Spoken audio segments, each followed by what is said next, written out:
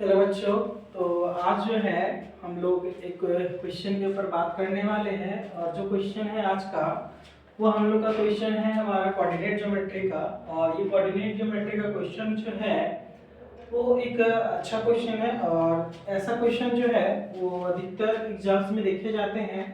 तो आज हम लोग इस क्वेश्चन के ऊपर हम लोग क्या करेंगे, बात करने वाले हैं। ठीक, तो चलिए हम इस क्वेश्चन के ऊपर बात करते हैं। और ये जो क्वेश्चन है इस क्वेश्चन में क्या पूछा गया है जरा देखते हैं।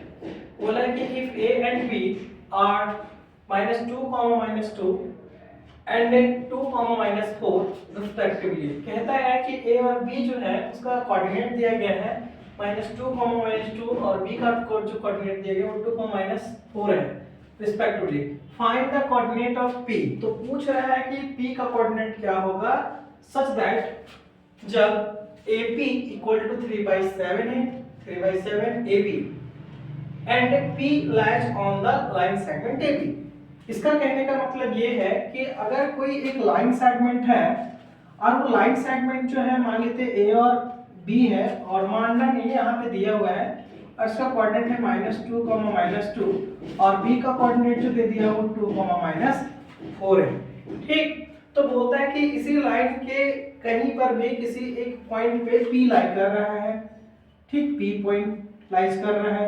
तो P अगर पॉइंट को लाइज कर रहा है तो हमें बताना है, यहाँ बोला कि कोऑर्डिनेट ऑफ P क्या होगा, मतलब ये पॉइंट जो यहाँ लाई कर रहा है इसका कोऑर्डिनेट क्या होगा। ठीक, तो इसे हम लोग जो फाइंड आउट करने वाले हैं, सबसे पहले यहाँ पे आप सॉल्यूशन में गिवन में लिख दीजिए a का कोऑर्डिनेट क्या है और कोऑर्डिनेट जो दिया गया है वो -2, -2 है। ठीक, और यहाँ कोऑर्डिनेट को जो है हम लोग 3 बोलिए तो लाइन से दिखाते हैं। जो आप लोग बराबर का दो यहाँ साइन देते हैं वो नहीं होता, यहाँ पे क्या होता है 3 लाइंस के डॉट देने होते हैं। ठीक, और b का जो कोऑर्डिनेट है वो हमारा क्या है -2, -4 है। ठीक, तो a and AP equal to दिया गया है 3/7 of AB। It's mean that अगर ये इस AB को अगर हम नीचे ले आते हैं तो AB इक्वल टू हो जाएगा, ठीक, AP by AB equal to हो जाएगा 3/7। ठीक, मतलब AP जो है A से P वो है 3 यूनिट्स, मतलब यहाँ से लेकर के ये जो वैल्यू है यहाँ तक का ये 3 यूनिट। हम मान लेते हैं कि ये जो है ये m का वैल्यू दिया गया है। किसका वैल्यू दिया गया है, ये हमारा m का वैल्यू दिया गया है, ये 3 यूनिट। ठीक, अगर वही हम लोग बात करें यहाँ पर A से B, तो A से लेकर B तक का जो है वो हमारा 7 है। तो यहाँ से यहाँ तक का जो है वो हम लोग का ये 7 है, पूरा A से लेकर B तक का। तो अगर A से लेकर B तक का हमारा ये 3 यूनिट है, तो अगर हम 7 यूनिट में अगर 3 यूनिट्स को हटा देंगे तो हमारा P से लेकर B का यूनिट निकल जाएगा। ठीक, तो यहाँ पे अगर हम लोग को PB का यूनिट चाहिए तो हम यहाँ लिख सकते हैं B का यूनिट जो होगा A से B माइनस पार्ट AP। तो यहाँ पे ये 7 यूनिट्स एंड 3 यूनिट्स, तो हमारा ये क्या गया 4 यूनिट्स। तो PB का जो हमारा वैल्यू आ गया है, जो PB का यूनिट है मतलब हम इसे नाम देते हैं यहाँ से, हाँ ठीक, n equal to 4 units.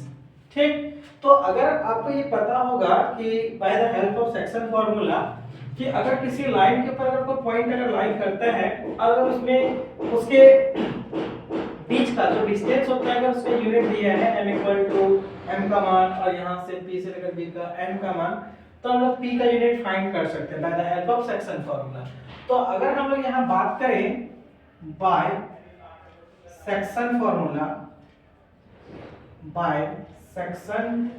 Formula, तो हम लोग जानते हैं यहाँ पे एक पॉइंट का कोऑर्डिनेट देते हैं x, y। ठीक, तो यहाँ से जो x का जो आ जाएगा वो हमारा जो है formula m into x2 n into x1 by m plus n।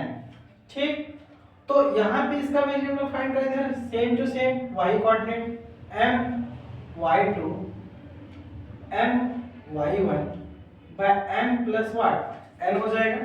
तो यहाँ पे हम लोग वैल्यू क्या करते हैं, पुट करते हैं m इज द व्हाट। तो m यहाँ पे जो है थोड़ा मेंशन कर लीजिए कि m का जो वैल्यू आया था हम लोग का वो आया था 3 यूनिट्स, जो A से P का था, A से लेकर P तक का था। ठीक, एंड जो n का आया हमारा वो आता क्या 4 यूनिट्स आया था। तो यहाँ पे क्या है कि अब m की जगह पे 3 units, x2 is the what x2, तो ये है x1 ये हो जाएगा y1, ये हमारा है x2 और ये हो जाएगा y2। ठीक, तो x2 का वैल्यू हमारा कितना दिया गया यहाँ पे 2 दिया गया, तो यहाँ पे आप 2 के लिख दीजिए।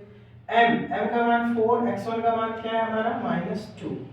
ठीक, y ये हो गया 3 + 4, सो 3 2 जा 6 और ये प्लस माइनस यहाँ एक ही टाइम्स में करते हैं, माइनस प्लस माइनस 4 2 जा 8। ठीक, और ये हो गया हमारा 7। अगर इसे हम लोग सॉल्व करते हैं तो आएगा ये वाट -1/7।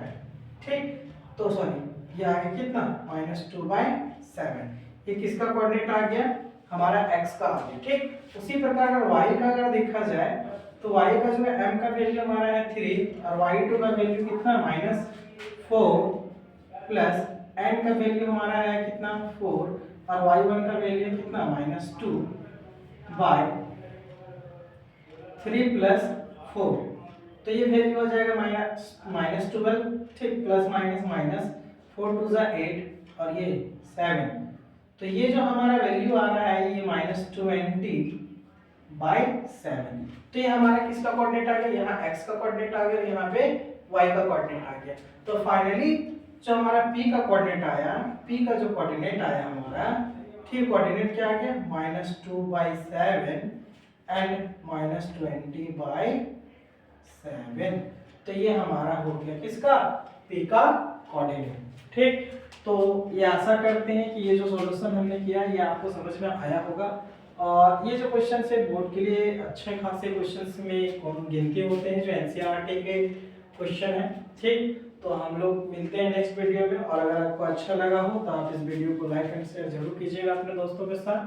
ठीक है, थैंक यू। तो हम लोग मिलते हैं नेक्स्ट वीडियो में।